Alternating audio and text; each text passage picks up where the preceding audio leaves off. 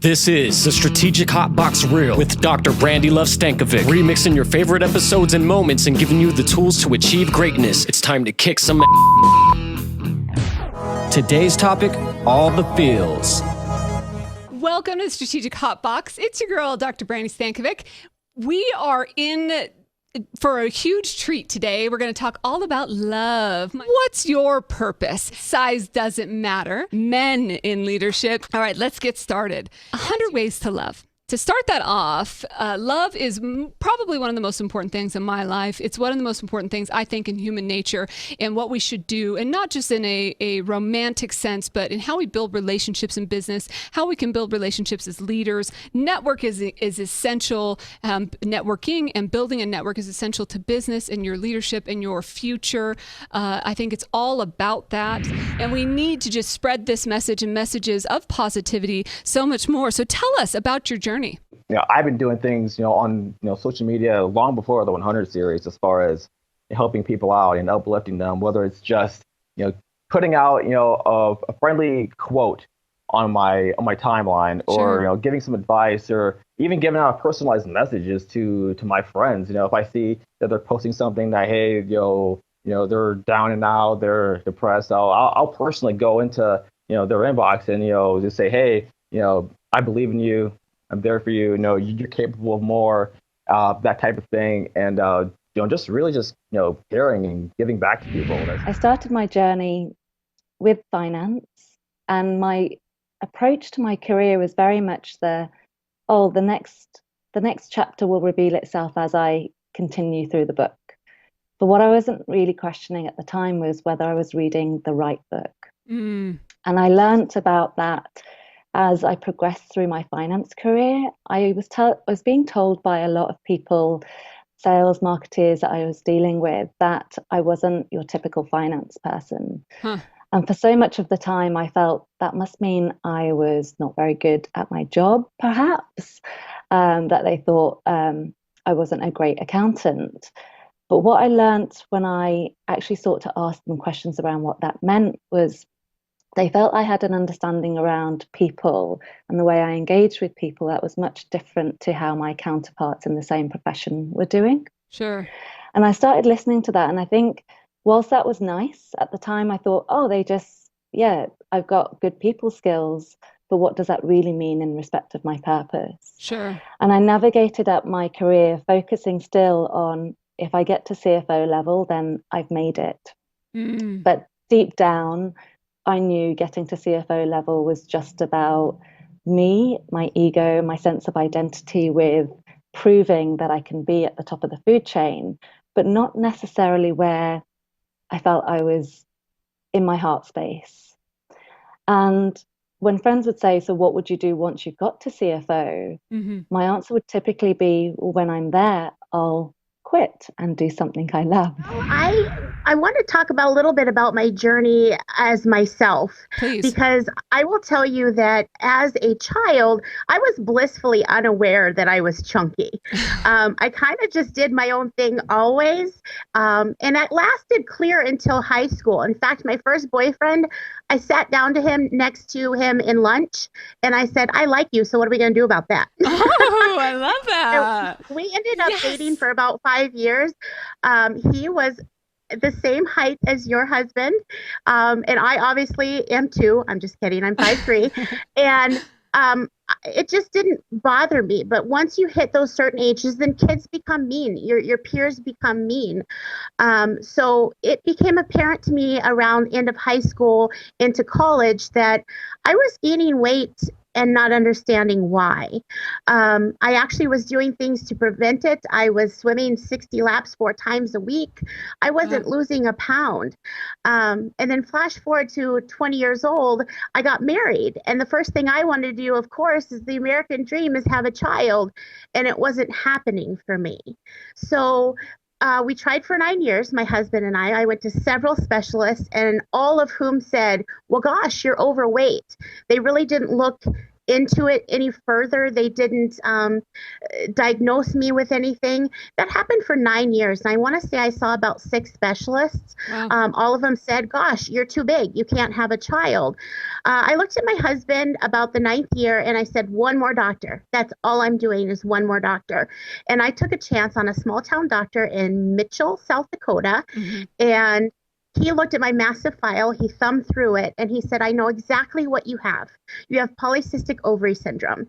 I had no idea what it was. But looking it up now, it's just this huge umbrella of yuck, especially for a female. You can have facial hair, you can have thinning hair, you can't lose weight. He put me on medicine, and the very next month, after 9 years of trying, I was pregnant with my son. Wow. As an athlete, most athletes are very self-driven. The higher you go in your sport, the more internal, intrinsic motivation you probably have. And football is the ultimate team sport, so it's weird because you can't do anything without everybody else, but you're also not going to be on the field if you don't do your part. And so it's funny just going from being an athlete to being a business owner, just being used to chasing goals and chasing dreams and big visions, but then having these little kids now that depend on me, right? So my wife tells me, she's like, there's one thing you've taught me, it's how to be selfish. She said, because I look at you and I see that, you know, your goal is to fulfill your dreams. Now, granted, by fulfilling your dreams and chasing the aspirations that you're chasing, you're also taking care of the family. But it's interesting to see how you can be selfish in the pursuit of what makes you happy and what makes you whole in order to provide for us as a family. So do you ever think to yourself, I want to get better? Do you ever think, I want to get better? And I found myself doing that from time to time, going, yeah, I just want to get better. And maybe don't even have like a way to get better, or I don't even know what to do. And I actually saw a meme recently, and I may have shared this on the podcast before, but it says, I bought my girlfriend a get better card. She's not sick. I just think she could get better. I know it's terribly inappropriate, but it's also just awesome. And the thing that we should push each other to get better. I want to get better. But what does that mean? And I think sometimes we set goals, or people will set goals, and they're so elusive that it's impossible to really know how it is that we want to go forward. And I find myself wildly envious of people that seem to have their life and passion and purpose figured out. And I was talking to my kindergartner the other day. It's career. They have their career, line, and throughout the year they think about what they're going to be when they grow up. And so I was talking to him, and I asked him, and I said, what do you want to be when you grow up? And my kindergartner wants to be a police officer. And so I said, I still don't know what I want to be when I grow up. I'm still trying to figure it out. And my little guy just kind of looks at me, and he just starts cracking up like a deep belly laugh from the back seat of the car. And I flip around, I'm like, dude, why are you laughing at me? And he just kind of looked at me, and he's just like, why on earth could you possibly, think that? And I'm like, first of all, I'm not old. I'm cool. I'm hip. How dare you, whatever. And he's like, clearly, you're already a grown up. And I was like, secondly, I'm allowed to be figuring this out forever. And will I ever even really have it figured out? I think that we all want purpose, a reason to get up in the morning, to make a difference. And sometimes purpose, finding a purpose isn't easy. And even when you do, what does that mean? I think that I have my purpose figured out. I believe that my purpose on this planet is to energize results. I know that I'm intended to help people to be the best versions of themselves. Anything that I can do to support the people around me to get out there and do what they're supposed to do. One of the most powerful situations was in a store, actually, and a woman, I just happened to be in line in front of her, and a woman was super in a hurry, way more in a hurry than anybody else in the world.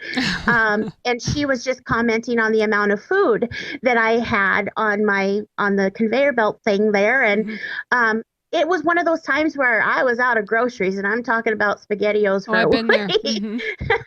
And she was just making very rude comments. And I turned around.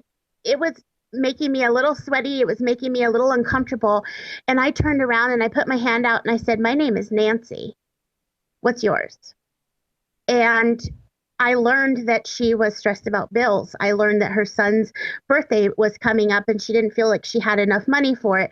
I learned that I was not her problem. There were other problems.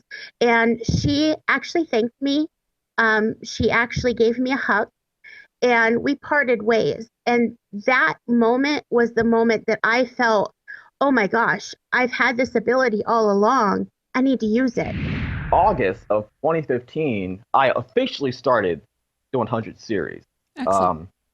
And then the first official project for the 100 series was called 100 Days of Awesome People. And with that project, I was going in my community, I was finding people that were just, doing extraordinary things. I mean, they're not celebrities, they're not, big time athletes, they're just, your neighbors, moms, dads, that are, just going above and beyond, help people in their community. I'll give you an example of a woman. Her name was Tina. She and her husband, unfortunately, they lost their infant son to a heart defect about a month after he was born. But what they decided to do was they started up their own organization to help other parents who had suffered a similar losses. So they're using a tragedy in their life to help other families in similar situations. How can people either, one, fight through the stigma of a position, or two, recognize that maybe they don't fit the mold of a position so they could reinvent the mold or realize that the mold isn't for them? What I learned through my journey was, until I cultivated my own sense of identity from the inside, that my outside identity was always going to have greater power, because I was at the mercy of what other people thought. And CFO for me meant other people would think I was important. It meant other people would think I was worthy. And it meant other people would think I was very, very intelligent. And it was all about seeking to belong, to fit in, and to be part of something. But once I started to cultivate my inner sense of identity around who was I first, what was the truth? I was always going to be a daughter. I was always going to be a sister. And how could I focus on the truth that was unchanging by getting still and understanding myself, that allowed me to really see that my identity wasn't going to be influenced by an external environment. And what that then creates is the freedom for you to choose what you want to do, because you're not attached to the idea of a title giving your life meaning. Now, Mark Manson, there's an author out there that has written a really awesome book, and we've talked about it here before, but The Subtle Art of Not Giving a and he gives a few questions, and he talks about how to help you define your purpose. And a couple of those questions I thought were really good to talk about today. The first is, what's your favorite flavor of shit sandwich? And he talks about basically the idea of, does it come with an olive? Because quit whining. I mean, really, everybody has a life that is not great some of the time. Pick something and do it, and realize that it's not going to be great all of the time. And everybody has to deal with things that aren't great some of the time. And I really believe that. And I think so often people think, oh, well, once I find my purpose, then forever life is going to be this beautiful dance of rainbows. And I'm just going to, just run in flower fields and chase butterflies. And that's just not true. Do you think that dads in the world today are pulling their weight in the home? So look, I'm going to say yes, but if my wife were sitting right next to me, she'd probably say no, right? But it's a conscious effort, right? When I come home, I try to get home every night 2 hours before my kids' bedtime. I do that for a couple of reasons.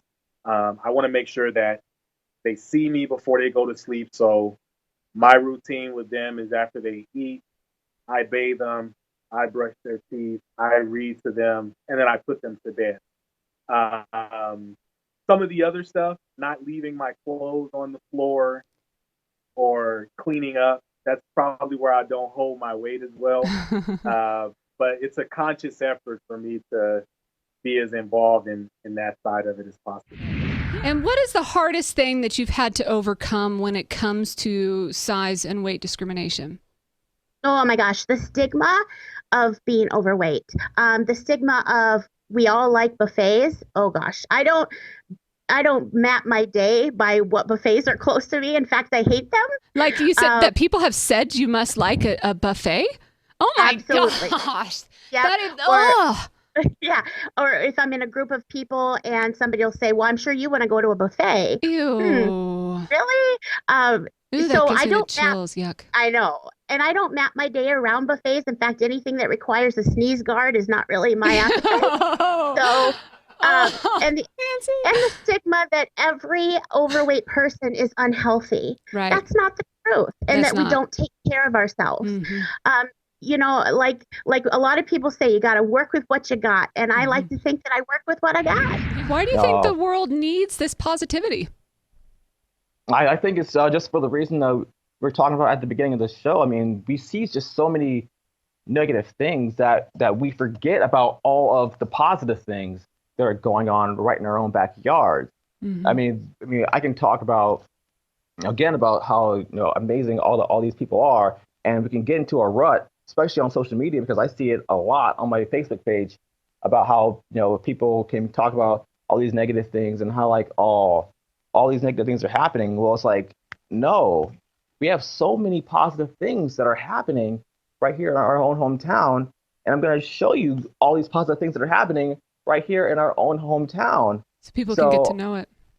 Exactly. So I want to have that steady flow of positivity going, so that people know that there are good things happening. Mm-hmm. Because the last thing I want to see is a friend of mine losing hope. Mm-hmm. I cannot. That it really breaks my heart to see someone on my Facebook page that says that they have no hope at all.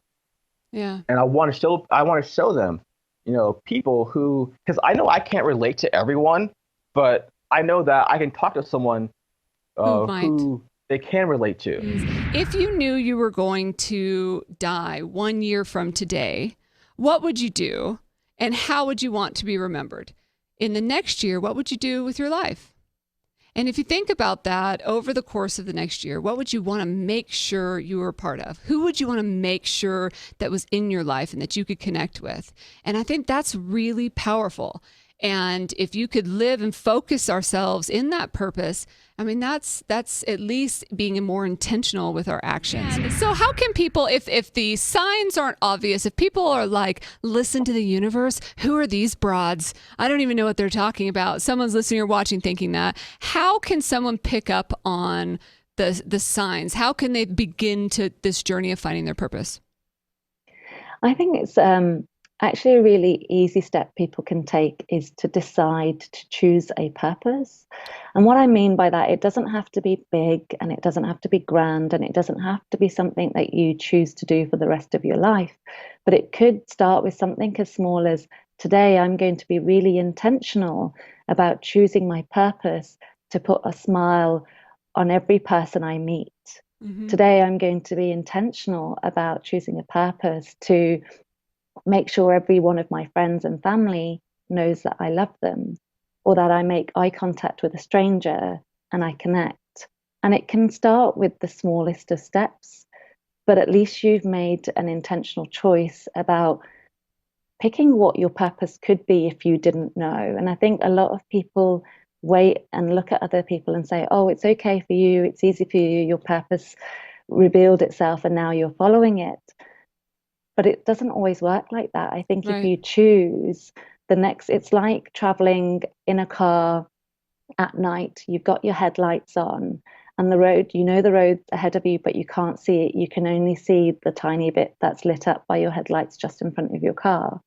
And you move towards that light. And as you move forward, the next bit of the road reveals itself, and the next bit of the road reveals itself. And that's what I look at with purpose, is if you can make a choice to get in that car, turn the ignition and drive in the dark with your headlights on, and trust that each step of that path will reveal itself as you move forward. But be intentional about getting in the car and choose the car that you want. And so what's an unexpected learning of your journey? What's something that's happened along the way? Really how tough it is to truly be selfish, I guess, right? Because the hardest part about being somebody who is intrinsically motivated to keep getting better is that now it's not just about sport. You know, my only job used to be get up in the morning, go work out, study my playbook, just make sure I eat what I'm supposed to eat to keep myself healthy. That used to be my only job as a professional athlete. Now, as this professional dad, entrepreneur, former athlete, I have to make sure that I'm doing the stuff that I need to do to keep myself healthy, working out, eating right. I have to make sure that the business is being run well from a operation standpoint, from a sales standpoint, from a motivation of my employee standpoint. And then I have to make sure that my kids are not just taken care of financially, but I'm able to support them, you know, emotionally. And then I also have to keep my wife happy, right? So one of my favorite quotes is, "Men, we don't multitask well." So on this journey, that has been the hardest part, is being able to multitask these 4 different aspects of my life and still try to achieve greatness the way that I did when I was singularly focused just on sport. Whatever it is you want to do with your life, do it. Don't be afraid of what people may think of you. Live the life that you want to live. There are people out there who will support you. There are people out there who will help you. Live your life 100%, because that's really what it comes down to. That's really what the 100 and 100 series is all about, is giving 100% of yourself every single day. And whatever it is you do, whether that's at your job, whether that's at the gym, whether that's being a mom, being a dad, being a best friend, whatever it may be, just be it to the maximum effort. And when it comes to size, doesn't matter. When you hear the term discrimination, when we talk about discrimination, especially in the world right now, the way it is right now, what ends up being top of mind is things like race, gender, sexual orientation, and all of those things are very important. There is an additional important topic, and that is weight discrimination. And many people don't even realize how often size or weight discrimination occurs in life. As a matter of fact, it's the 4th most prevalent type of discrimination in the United States anyway, and I know it occurs in different places in the world. So those of you that are listening from different places all over the globe, you may see instances of this as well. And it's almost like it's a misnomer, or there's like this justification that makes it okay to discriminate based on size, because it may or may not be lifestyle related. It may or not be in the control of the person that is receiving this discrimination. As little as probably 5 years ago, when somebody would make a comment to me, I literally wanted to just have the earth suck me in. Yeah. I wanted to just be invisible. I don't know what changed for me, other than the fact that I saw those moments as pivotal moments for me to react with kindness, because I learned so quickly that hurt people hurt people. So something has happened to them. Something has made them so abrasive. And it's not my fault, but I happen to be the face of it. And I can turn that around. And that's a choice that I get to make. And that's kind of magical. I get to choose to use those as teaching lessons rather than, going at it. And that's not going to solve anything. So how do you feel that this role has evolved? I shared that stat about the fact that more men are getting involved, but how has it evolved in the last 20 years as far as men in the home? So that's a great question. I think that number one, right now my wife is a stay-at-home mom, but that's by choice. She is a journalist. She went to the news school. She's written cover stories for Jay-Z and Lil Wayne and Rihanna for Billboard magazine. And we made the choice when we started having kids that she stays home while the kids are growing up. And I think that's a little bit different. I think the expectation has been that the wife stays home with the kids. I think now women are making the choice, despite being very professional, doctors, lawyers, and in the case of my wife, an award-winning journalist, they're making that choice to stay home. Yeah. So what that does is that puts pressure on the father to not only uphold his end of the bargain, from a financial standpoint and to bring the money in to pay the bills, but it also says, when I get home, I need to clean up. I need to bathe the kids. I need to, put them to sleep. I need to do all of these others because my wife isn't staying home because she has to. She's staying home because she wants to. So it's truly a partnership. It's truly an ecosystem where, in order for us to be able to do that for our kids, we have to work together in the business, in our budgeting, in the way we spend money, in the way we save money, but also in the house. Who's taking the kids to school, who's putting the kids to sleep, who's giving them baths, who's feeding them. So I think that that's where the most involvement has come from. It's truly become a partnership between the business and the personal when those moms decide Absolutely. to stay at home when they don't have to. Let's get out for our shout out. Hola, mi nombre es Adrián, soy de la Ciudad de México. And guys, remember that tacos are not dishes, tacos is a way of life. You're listening to Brandi on Strategic Hotbox. Peace. Here in Belfast at the Crown, waiting to meet with Lord Jameson's, and just wanted to send a big shout out to my baby girl, Brandi Stankovic. Look to see her on Strategic Hotbox. My name is Willie Kenyon, and I'm listening to the Strategic Hotbox. Hi,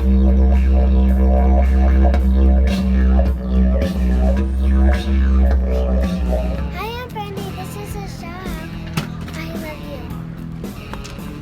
you. It's my favorite time, your favorite time. It's time for us to kick some ass. Here's our top 5. First, choose love. I said it in the video about Las Vegas. Whether it's after tragedy or day to day, if ever given the opportunity to make the choice, choose love. Choose it in your relationships. Choose it in your approach to life. Support one another. Be a part of positivity. Number 2 is to think differently. If you happen to be one that is a traditionalist or one that thinks that certain gender roles are in certain places or certain people should act certain ways, then now it's time to just step outside of that. Let it go. Loosen up. Think a little different. Let's have some fun. The world allows us this opportunity to be able to think differently. So stretch the mind. Number 3, explore and try everything. Think about and revisit things that you've done in your younger self. Think about things that you want to try new or that you used to want to try new. And now give yourself the chance and ability to be able to do that. Number 4 is to know your worth. I love that she doesn't use certain hurtful words in her home, and I urge you to do the same. Know how valuable and amazing that you are. Know and believe inside of you that you are a beautiful human being, and that no matter what some impatient woman says at the grocery store, you are intended on this planet to be here and to be something and live that purpose and live for what you believe in and what you think is right. And finally, number 5 is act. Take that first step. Kick ass. That's what it's all about. She's got the act right in the middle of her heart framework. And of course, we learn, we love, and we kick ass. There's your top 5. We'd like to hear from you on any other topics that you want us to tackle here on the Strategic Hotbox. Hit us up, podcast@strategichotbox.com. Head on over to our website. We have all of Nanci's info, all the other guests. We've got worksheets and tools and videos, lots of snippets and fun things to help you kick ass along the way and make some things happen. And you can always hit us up on social media as well. Lots of you are out there on Facebook with us. We've got Instagram. We've got Twitter. We got you. Come find us. Until next time, be kind and kick some ass.